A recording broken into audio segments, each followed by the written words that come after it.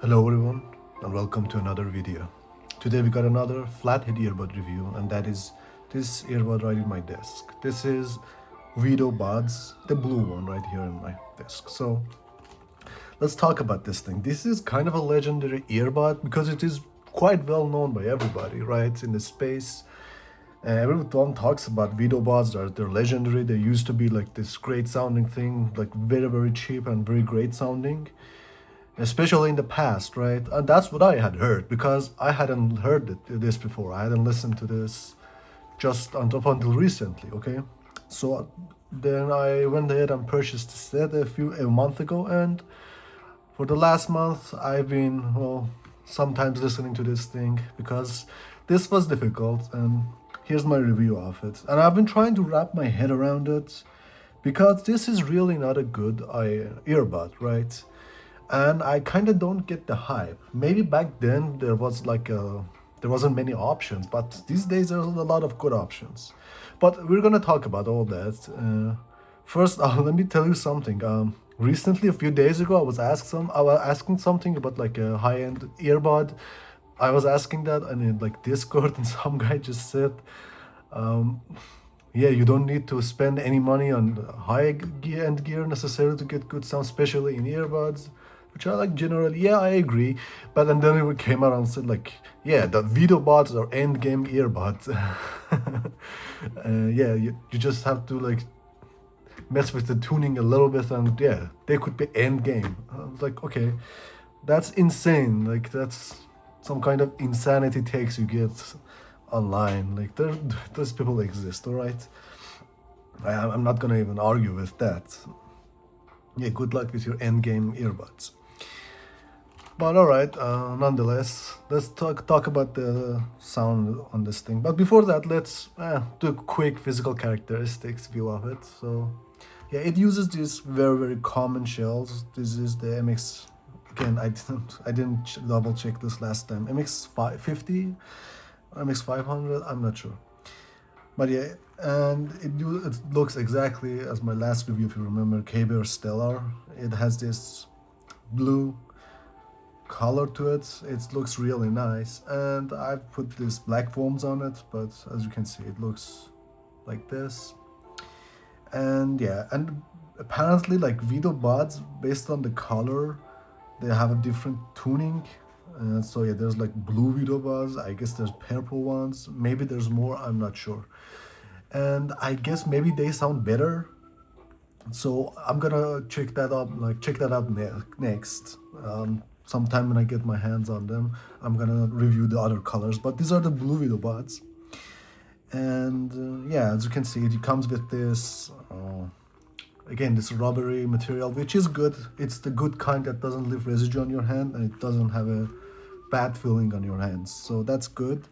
And yeah, other than that, it's pretty straightforward. And the packaging, it was like basically came something with this plastic bag like this, and it might not have even come with foams. So I don't really remember, but yeah, it might have not even come with foams on it. But those foams are very cheap, so you can purchase them on your own too.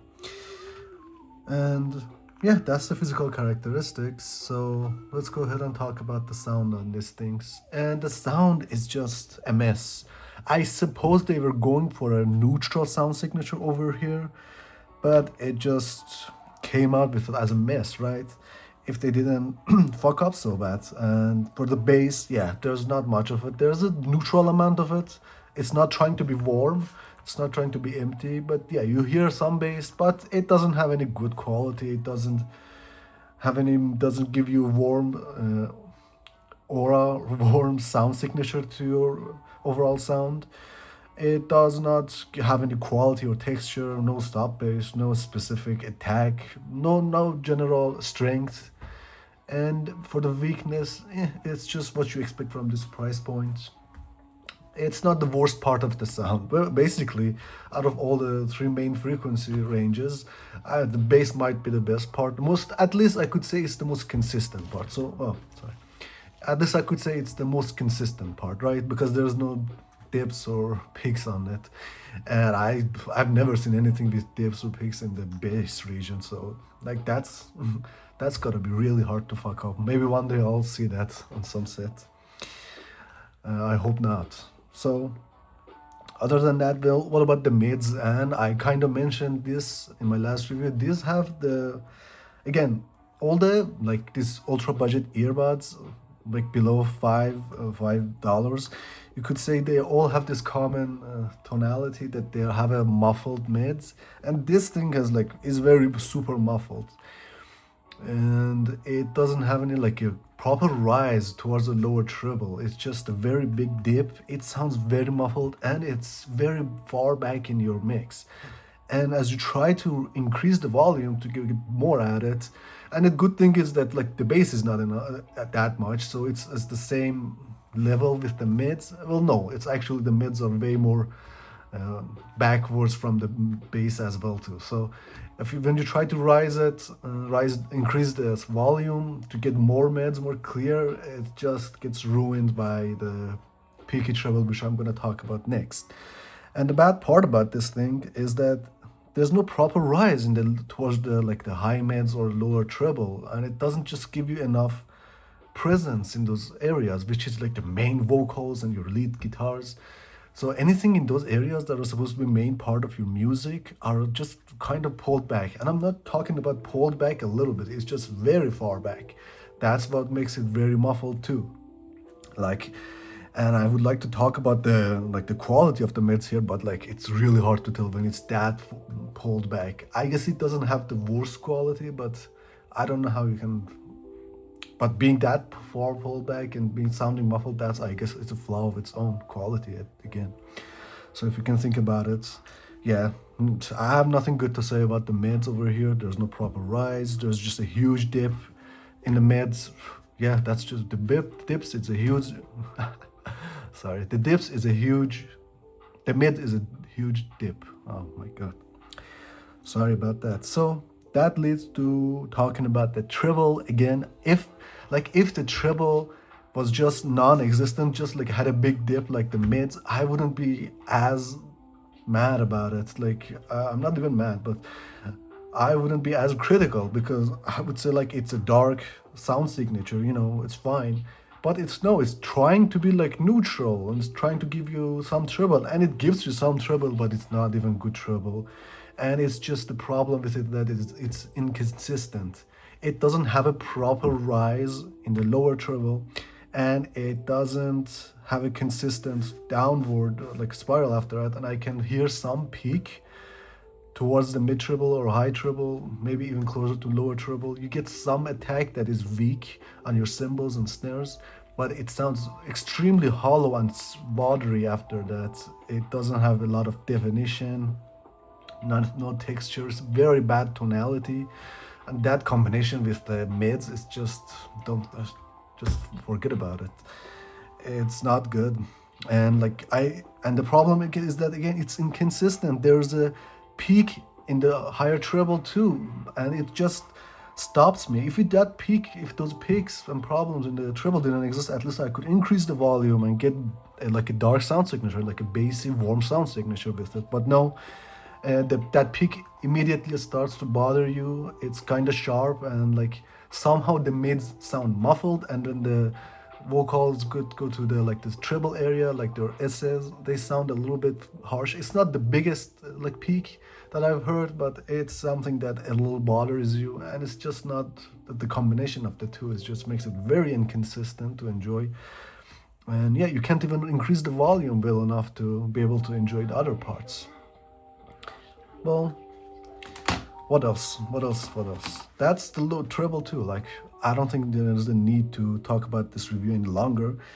And this, I would not definitely recommend this thing. So maybe let me bring out one comparison here. And this is the comparison I made last review as well. These are the Caber Stellar, and I didn't even say like that. I titled this video "Skip this one," and that it's the bare minimum.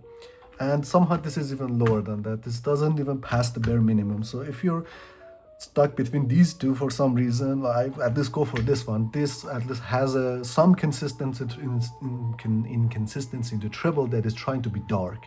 So if you can at least enjoy some dark sound, some warm sound signature, yeah, this is much better. And the mids are not as muffled as this thing. There's no peak in the treble, so you can increase the volume and get proper bass presence. And yeah, it's just a safer tuning than this thing. And yeah, they just fumbled this thing. I want to talk about, like, it's a joke to even talk about technical performance over here. And that's a shame, because I feel like it could have given you something. Like, I've heard good things, good earbuds in this price range too. It's not like this is a non-capable driver, non-capable set.